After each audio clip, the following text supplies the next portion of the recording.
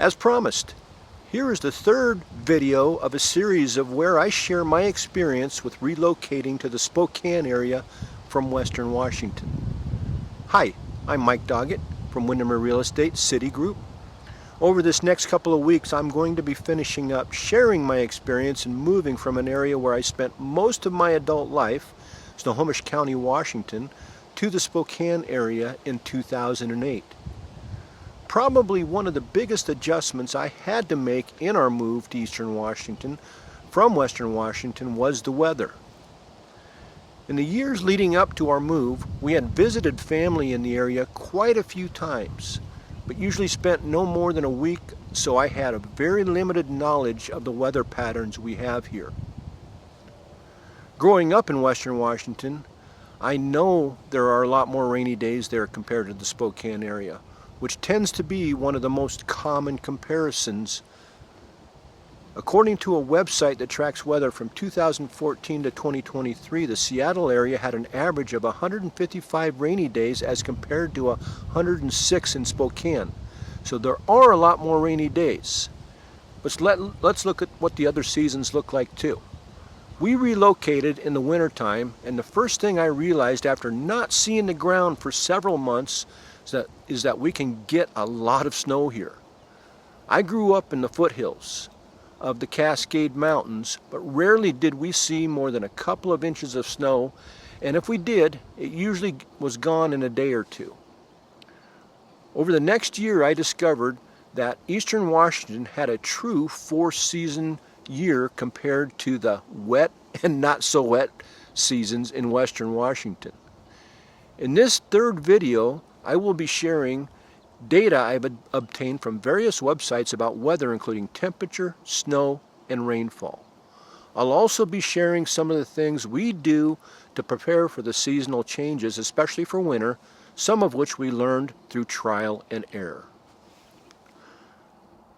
First, let's start with where I started, winter. The cold season for the Spokane area is 3.4 months long, starting around November 13th and lasting through February 23rd. The coldest month is December with an average low of 27, average high of 36. The average snowfall is 44 inches. Now, with those documented statistical numbers out of the way, here is what I have experienced. We have had weeks where the low has gotten down close or below zero, and the high for the day hasn't been much warmer than zero. As I shared above, our first year we didn't see the ground, or at least I didn't see the ground for several months, and the total snowfall for that year was over 132 inches. Compare that to last year where we got lower than average snowfall but seemed to have an extended winter where it stayed colder longer.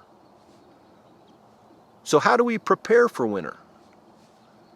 About October, we make sure the furnace filters are clean. We usually buy our first ton of pellets. We check the batteries in the smoke and CO2 detectors, and we turn the thermostat back on in the house. We also turn off and blow out the sprinkler system, disconnect the hoses from the faucets, and put frost protectors on them. We set our heat lamp up in our well house where we will turn it on if there is an extended cold snap of less than 32 degrees. The 1st of November we put on our snow tires if the vehicles need them. We pull out our snow shovels and set one at each door, and we make sure we have the number handy for the guy who plows our driveway. Now let's talk about spring. In most years, the temperature gradually warms from 32 degrees in March to about 43 degrees in May, and we could get 1 to 2 inches of rain in that time. Now, here's my experience with spring. This past year, spring took its time getting here, and we were still having days below 32 clear up into May, which ruined a lot of people's gardens that they thought were safe to plant.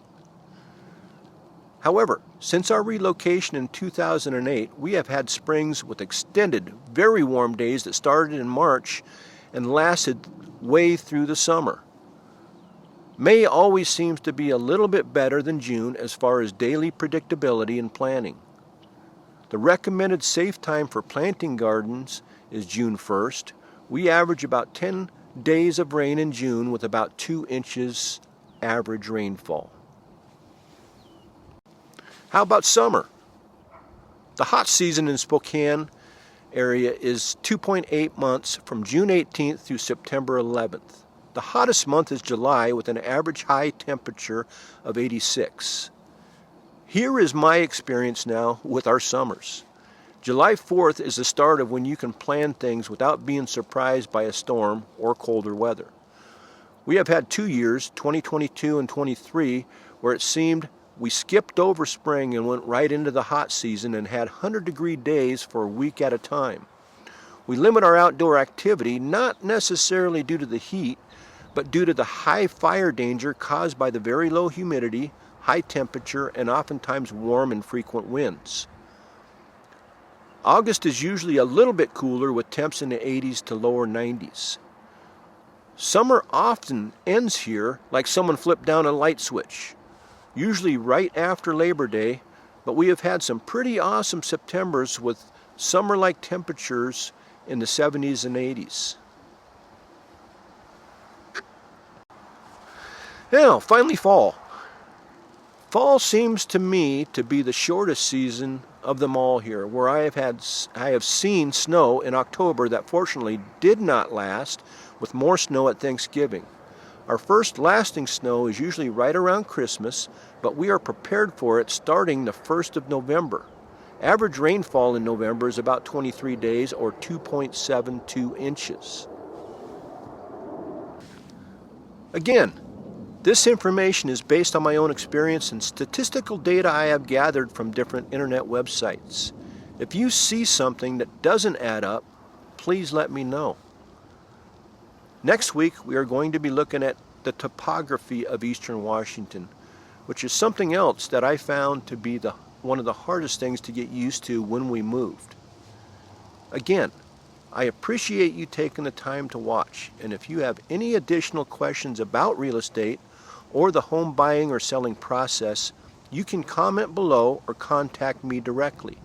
I'd be honored to help guide you through the real estate process. Please share this with anyone you know who may be considering a move to our beautiful Spokane area.